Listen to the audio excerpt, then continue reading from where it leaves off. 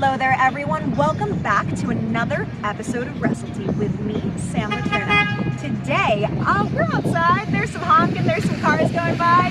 We're in an undisclosed location, but it is my honor to be here with the IWTV Independent Wrestling Champion, Lee Moriarty. How are you doing?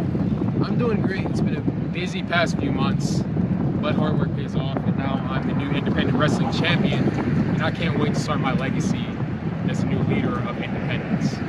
Absolutely. And last time we saw each other was at the Collective, and that was the weekend where you just had match after match, like 5-star match after 5-star match in my opinion. And since then, like you said, hard work has paid off. You recently won this at the Haas tournament that was taking place in Alabama. At which promotion? It was for New South Pro in Alabama. I faced Warhorse, who had the championship for over 500 days. Now I have to continue his hard work and continue to uphold independent wrestling at a high standard. How does it feel to have beaten someone who had such a long tenured reign in Warhorse? It was probably the most difficult match of my entire career. Warhorse had this championship for that long for a reason. He had, I think, over 40 title defenses. He was the hardest working man in independent wrestling. It wasn't easy, but I got it done. But I don't think the story between me and Warhorse is over yet. There's always a rematch clause somewhere in pro wrestling championships, right? But there's also a lot coming up in terms of Tampa with WrestleMania weekend, and what we know is kind of like the mania of the indies. You know, it's something everyone looks forward to, everyone wants to be on, and I have a feeling you'll be all over the place, but I don't know. There have been some announcements. Top of mind is that the winner of the Cassandra Cup is going to be versing you one-on-one in singles action for that belt right there, my friend. How do you feel about the current crop of contenders for that opportunity, and who do you think might come out on top? Honestly, the listed competitors in the Cassandra Cup are, the talent pool is deep. It's going to be hard for me to predict a winner, and I don't know who's going to win, but I'll be ready for them. I'll be watching the Cassandra Cup to see who I'm facing, and I can't wait for my first official title defense in Tampa at Family Reunion. Family Reunion is going to be one hell of a show, a 2-show extravaganza actually, where Lee will, of course, be defending. So Lee, another big field match that you're going to be having is going to be at Limitless Wrestling on the 16th of April.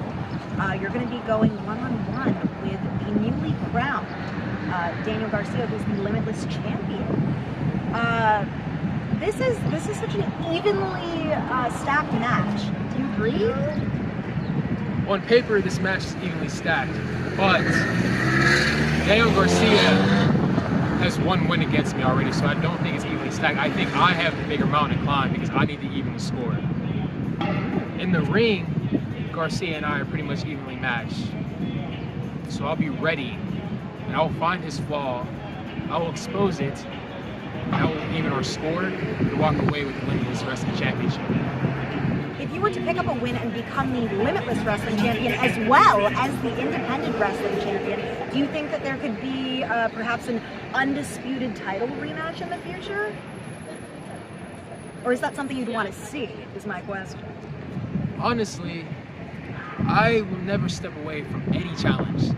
So when I defeat Daniel Garcia for the Limitless Wrestling Championship and hold both titles, I'll be more than willing to give him a rematch for either or both championships.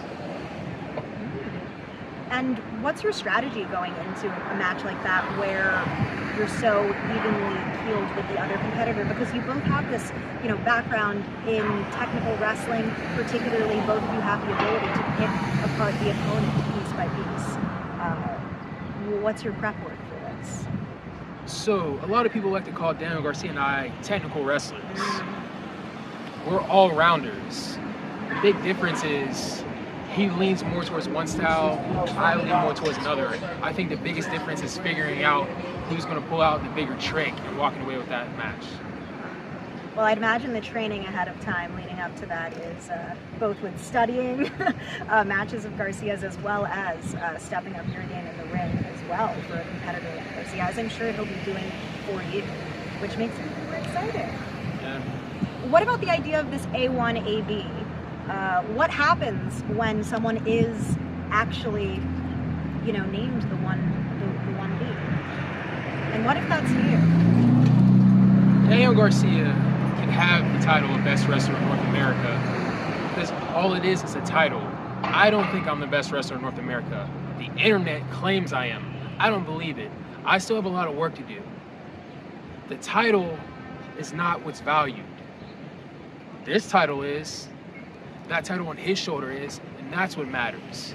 So he can be 1A. I'll be 1B as long as I am both Limitless Wrestling Champion and Independent Wrestling Champion. Well said.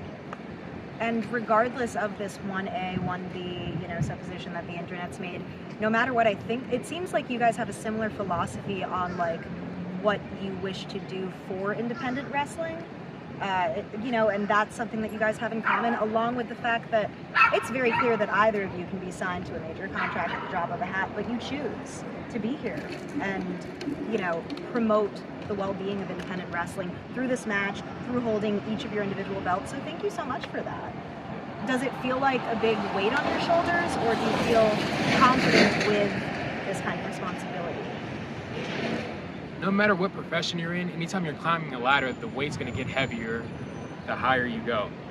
It's a tremendous amount of pressure to be a leader of independent wrestling, but it's a challenge that I and Daniel Garcia welcome. And you're right, we could chase a contract, but that's not what professional wrestling is about. Some people will say it's about making as much money as fast as you can. In the end, it's about making what we love better. And that's our priority. That's what we're fighting for. It's not just these championships. They are both very important, but it's the overall development and growth of independent professional wrestling. Because this is the foundation, and when this grows, the entire industry grows. Well, to that point, Lee, when you grew up watching wrestling, what reeled you in? Was it the indies? Were you familiar with that from a young age? Or was it like a television product? Or what are your, like, I guess, earliest, fondest memories with wrestling? I think like a lot of people, my introduction to professional wrestling was on television. My love for professional wrestling started with TV.